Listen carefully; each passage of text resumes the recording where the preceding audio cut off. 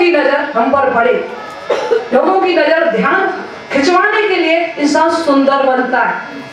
तो शिव बाबा कहते हैं एक बहन ब्यूटी पार्लर पर जा रही थी, तो एक भाई बड़ी तेजी से जीभ निकाल करके लेके गया और उसकी साड़ी गंदी हो गई। तो बहन बड़बड़ाने लगी, कैसे दिखाई नहीं देता, उसने मेरी साड़ी को गंदा कर दिया है। उधर से ब्रह्मा कुमारी बहन आ रही थी, उसने कहा कि बहन क्या बड़बड़ा रही हो? तो उस बहन ने कहा कि बहन जी, ये जो जीप वाला गाड़ी को निकाल करके लेके गया है, इसने मेरी साड़ी को गंदा कर दिया है। तो उस ब्रह्मा कुमारी बहन कहती है कोई बात नहीं, साड़ी के छींटे से ही पीती और ठोक जाता तो क्या बिगाड़ लेती बहन। तो बहन कहने लगी कि बहन जी जरूर वो आपका भाई है, भाई लगता है, इसलिए आप उसकी फेवर में बोल रही हो।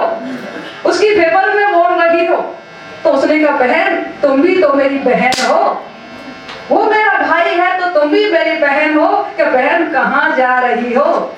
उसने कहा बहन जी मैं ब्यूटी पार्लर पर जा रही हूँ, 7 लड़के देख गए हैं और 7 लड़कों ने फेल कर दिया है और 8वां लड़का देखने के लिए आ रहा है, शायद अब के पास कर जाए, इसलिए मैं ब्यूटी पार्लर पर जा रही हूँ। तो ब्रह्मा कुमारी बहन ने कहा कि बहन आपने ब्यूटी पार्लर पर जाकर के लीपा पोती करा करके चेहरे की और लड़के ने पसंद कर भी लिया, क्या ये हकीकत चेहरा क्या लड़के के सामने नहीं आएगा? क्या आप रोज ब्यूटी पार्लर पर आओगी? कब तक इस चेहरे को छिपाओगी? क्या बहन तो वो ब्रह्मा कुमारी बहन कहने लगी कि ये तो 2-4 दिन का होता है और धुल जाता है, ये चमड़ी को सजाने से कुछ नहीं होता है। बहन हमारे यहाँ पर एक ब्यूटी पार्लर है। ब्रह्मा कुमारी बहन ने कहा हमारे यहाँ पर रूहानी ब्यूटी पार्लर चलता है, वहाँ चमड़ी का ब्यूटी पार्लर होता है और यहाँ आत्मा का ब्यूटी पार्लर किया जाता है, गुणों से श्रृंगार किया जाता है। क्या बहन आप भोलेनाथ की सजनी बनोगी कि ये दुनिया रावण की दुनिया की सजनी बनोगी? ये तो दुनिया धोखेबाज है, ये चमड़ी की सुंदरता देखती है, ये मणि की सुंदरता नहीं देखती, गुणों की सुंदरता नहीं देखती, और चमड़ी की सुंदरता हमेशा नहीं रहती है। चमड़ी की सुंदरता हमेशा भी नहीं रहेगी पर गुणों की सुंदरता हमेशा बनी रहती है। तो उसने कहा कि तो कहाँ पर है बहन जी आपका ब्यूटी पार्लर, कहाँ खुला हुआ है? कि बहन जी वहां पर है, फलानी जगह पर आप आ जाना और आपकी सुंदरता नेचुरल सुंदरता होगी, गुणों की सुंदरता। तो उसने ब्रह्मा कुमारी बहन के सेंटर पर गई, उसने 7 डेज का कोर्स किया, उसने अपनी वो शादी कैंसिल कर दी कि मुझे वो साजन नहीं, मुझे ये साजन अपनाना है। इसे स्वीकार श्री भोलेनाथ की, मुझे सच्ची पार्वती बनना है। तो आज की दुनिया में लोग कहते हैं कि चमड़ी का श्रृंगार करने से लोगों को प्रभावित आप कर सकती हो, परंतु भगवान को प्रभावित नहीं कर सकती हो। तो शिव बाबा कहता है गुणों का श्रृंगार करो तो परमात्मा को प्रभावित होगा, और चमड़ी का श्रृंगार करके चलेंगी तो रावण आपके ऊपर हावी हो जाएंगे। तो आपको रावणों को हावी करना है कि भगवान को प्रभावित करना है?